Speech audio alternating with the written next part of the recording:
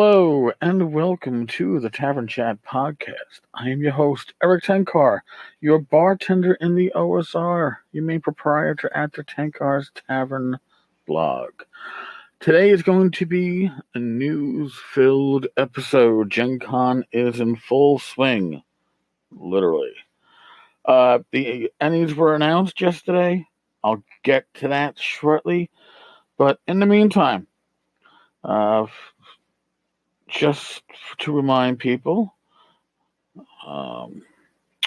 James Raggi went on social media before Gen Con and stated that he was going to be hiring private security for Gen Con for his booth because Zach Smith had gotten threats to his physical safety via social media. I have not heard of any attempts to harm Zach or James or anybody at the Lamentations booth.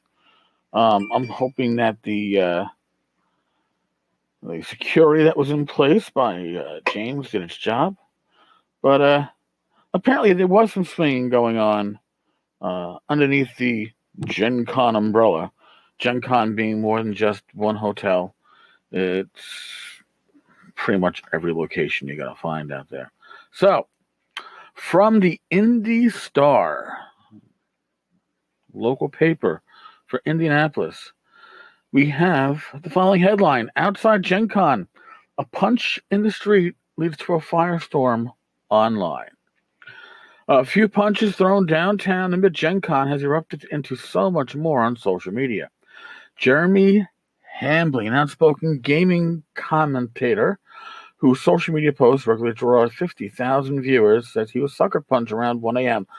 Real quick, Jeremy is the guy who does a lot of the Magic the Gathering YouTube videos. He's the one that gave a lot of legs to the pedophiles in the Magic the Gathering organized play. So, that's who Jeremy is. Okay. This happened outside Tin Roof Tavern on Thursday by a fellow Gen Con attendee who Hambly believes disagrees with his conservative-leaning YouTube videos. In his videos, he discussed topics such as how he believes feminists slant game reviews to suit their ideology, and how comic books are portraying culture wars. Hambly, 35, sustained minor injuries. His video channel is The Quarterling. He described his attackers wearing a white t-shirt with a rainbow flag, said in his post he could have been killed over posting YouTube videos. Listen, that's extreme. I don't think he was going to be killed. However, he was assaulted. Now, I do find this article to be very interesting because, where is it? Shortly before 8 p.m. Thursday, hours after the video was posted, Indianapolis Metropolitan Police Department officers responded to a delayed assault by meeting Hambly at a downtown hotel, so they didn't meet him at the location where it happened. Fine. According to the Indianapolis Metropolitan Police Department report, listen to that part, Hambly was on the patio at the Tin Roof when a stranger asked, "Hey, are you Jeremy?" And when he responded yes, the suspect struck the victim in the head several times with a fist, according to the police report. Hambly ran inside the bar. The suspect struck and broke one of the bar's windows and then fled. Now, Indy Star then says, IMPD, Indianapolis Metropolitan Police Department, told Indy Star Thursday afternoon they were unfamiliar with Hambly making a report at that time. Although there you can see a receipt that he did make the report, a little conflict there. Listen, the assault is nothing in the grand scheme of things. We all know how far and wide emotions have been going in this country when it comes to anything political or social justice worthy. What I find more interesting is not just Gen Con shutting down discussion of this by blocking People who are twittering about it, they're blocking, or people who are trying to mention it on their Twitch channel. But even ENworld is deleting people or deleting posts that are asking about it. I saw a post about it last night around 6:30 my time. It had no comments yet. It was a brand new post, and I didn't even think of looking back at it. Today, post go bye-bye. I should have taken a screenshot, but I didn't. Why is that? There are chatter that it's all politics. I don't think it's politics. It's all image. Okay, Gen Con needs to be family oriented. It needs to be a safe event to attend. And if attendees are going to get sucker punched or struck multiple times in the head with a closed fist, look like a cop, causing injuries, it's not going to be considered a safe space. It looks bad. It's a bad graphic to have to put out there. How many assaults happened at Gen Con 2018? Believe me, if this shit continues, somebody's gonna start tracking it. Not a good image for Gen Con. That's why they're shutting it down. They're not shutting it down over politics. They're shutting it down over image. So that's as far as I'm gonna go on that one. I just find it very interesting that even ENworld is shutting down discussion on it. I haven't even checked Big Purple. I'm sure there's discussion going on the RPG site, but yeah, it's gonna be interesting. All right, I'm gonna step away for a moment, and I'm gonna come back, and we're gonna talk about the ENnies.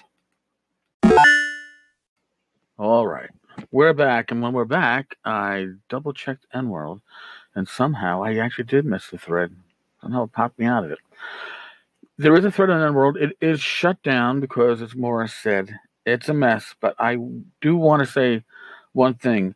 Umbran, he's one of the mods, his statement on the thread, I think I'm actually pretty impressed coming from ENworld.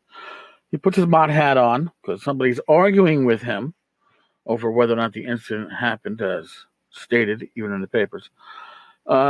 This board will not be used as a court of public opinion against either Hambly or his alleged attacker. We're not present. We do not know the truth. This is a matter for police and the courts, not the opinions of people on message boards who were not present for the incident. This story has political elements to it. Some people on both sides of those politics just love to besmirch their opponents. But ENworld is generally a no politics zone. We are not going to engage in that game here. Is this perfectly clear to everyone? If not, please take it to a private message or email with me or another member of the mod staff. Thank you. Okay, I'm very happy to see that ENworld is claiming to be a no politics zone. I'm impressed. I wanted to include that as an update there. All right. Now that I'm on ENworld, let me look at the ENnies with you. All right? Because the ENnies are one of the things we are here to talk about. Now, the OSR actually did pretty well with the ENnies. For Best Adventure, winning the gold, The Dark of Hot Springs Island. Okay? Pretty good. For Best Art Interior, Frostbitten and Mutilated. That was from Lamentations. Best Blog, not an OSR thing, but Gnome Stew. Gnome Stew is always in the Best Blog mix. It's a yearly thing. Best Cartography, huge props go to Glenn Seal. The Middlelands and OSR Setting and Bestiary got the gold. Beat out Starfinder. Starfinder got the silver. That's damn impressive. Best free product, RuneQuest, the Quick Start Rules and Adventure from Chaosium. Not bad at all. Best game, gold goes to Zweihander. If you don't own a PDF of Zweihander, you must not live on this world because it's been the deal of the day I think more times than my son is old in the years, and he's 25. So, tells you a lot. Best Monster Adversary. Oh, sorry. Yeah, Adversary. I'm losing on my own mind. Again, Frostbitten and Mutilated picked up the gold. Who else are we looking at here that is of interest to us? Best Setting. Frostbitten and Mutilated again gets the silver. Frostbitten and Mutilated again, it gets a silver for best writing. Product of the year, gold, Zweihander. Silver, Delta Green. Judges Spotlight Award. There are 5 of them, but the one that we're concerned with is Operation Unfathomable by the Hydra Cooperative. Very cool. Congratulations to all. Now, yeah. Oh, geez, Eric, you skipped over Best Podcast. Right. Hobbs and Friends did not make the cut. Gold went to Miskatonic University Podcast. Silver went to Fear of a Black Dragon. Now, personally, now this is going to be like, yes, I haven't listened to all of the 5 finalists, but I think Hobbs and Friends is one of the best podcasts out there. If you are an old school gamer, it's definitely top 2 or top 3 at the very least. If you are just a general D&D player, even 5th edition, it's got to be in the top 5. I think it is extremely well done. And I like their guests. Sadly, they had to pull an episode because of the backlash of a very vocal and very minor segment of the gaming community. But isn't that always the way it is? Once that backlash started, I pretty much knew on my end that as social media goes, it was a flaming pile of poop, and even pulling the episode wasn't going to save that from being a flaming pile of poop. Sadly, the episode that was pulled is one of the best episodes on Hobbs and Friends. So I really hope it resurfaces at some point.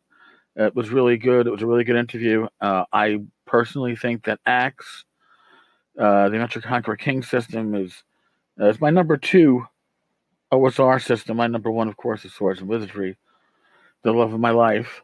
But if I had to have an affair, it would be Axe. Nothing personal, Alex. I'm not trying to make any moves on you. I'm just saying that it's that good a system. So it's a shame that episode had to get pulled. Congratulations to all the winners. If you're still at Gen Con today, Saturday, try not to get punched in the head at a bar. It's if somebody asks if your name is Jeremy, if you're listening, it probably isn't. Tell them no. Don't tell them your name is Tenkar because you'll probably still get hit in the head just by somebody else. All right, folks. Thank you for stopping on by. Thank you for listening. God bless. Be safe. Roll your dice well. And I will talk with all of you again tomorrow.